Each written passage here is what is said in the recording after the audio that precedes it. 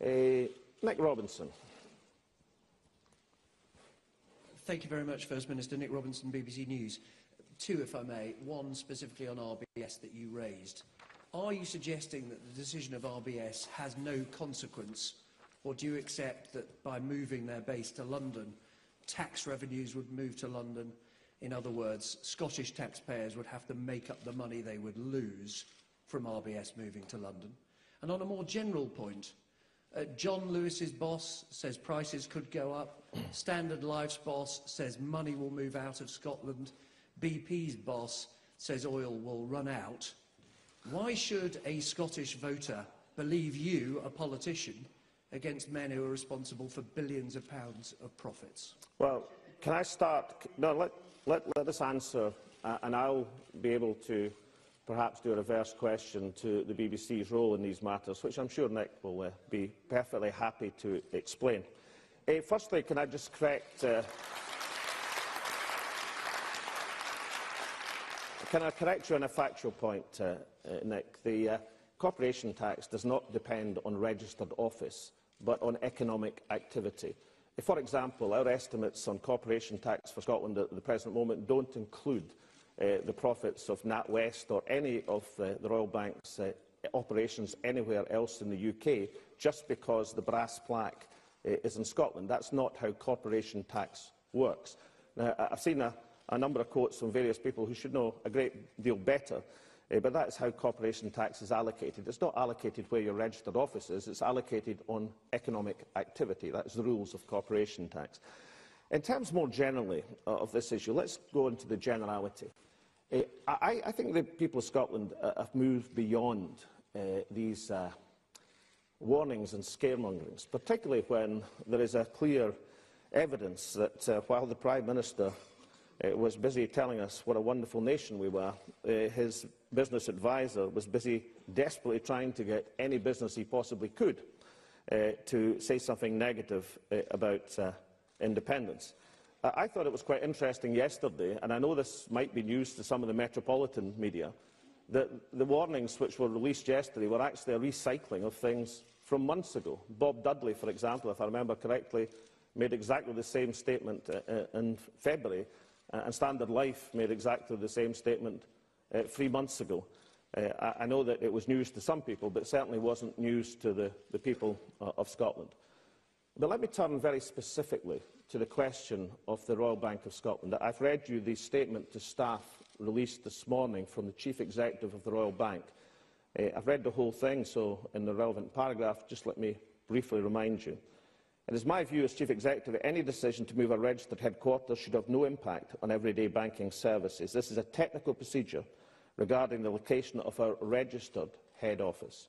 Based on current strategy, it is not intention to move operations or jobs. It's not a matter of operations or jobs. It is a technical matter in the opinion of the Chief Executive of the Royal Bank of Scotland.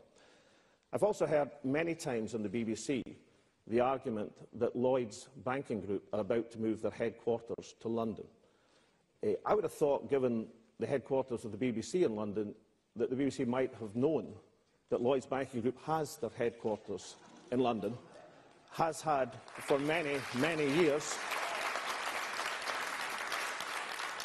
and has no jobs in its attached to its registered office, which is, of course, a plaque in the Mound, which is there not incidentally to do with the Bank of Scotland. It's there because of Lloyd's takeover of the TSB many years ago.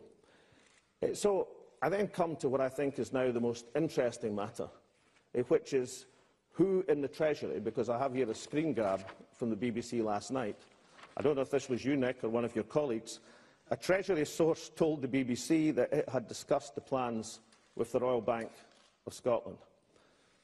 The Treasury officials or ministers are not allowed to brief market-sensitive information. Market-sensitive information, and it's a basic rule, cannot be released prior to the market announcement at 7 o'clock this morning. The Royal Bank of Scotland's share price changed overnight. This is a matter of extraordinary gravity. I've always respected, and I would continue to respect, the journalistic right to maintain and protect sources.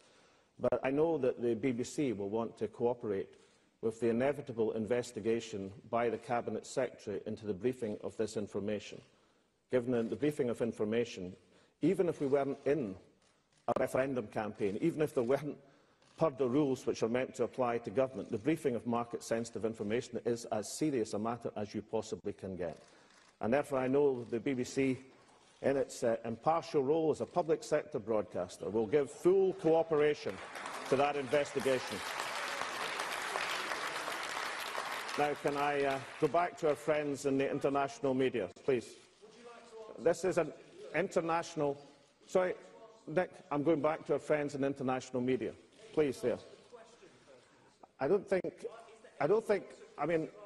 I'll tell you what, well, I've just read you the statement. Well, right, and I answered that question. Nick, this has been a lively campaign with heckling at many meetings across Scotland. This is the first opportunity the BBC have had to heckle at a meeting. Congratulations, Nick. I answered you. The corporation tax is based on... Yeah, remember the first part of the question? The corporation tax is based on economic activity, not on your registered office. In, for example, yes, Nick, please.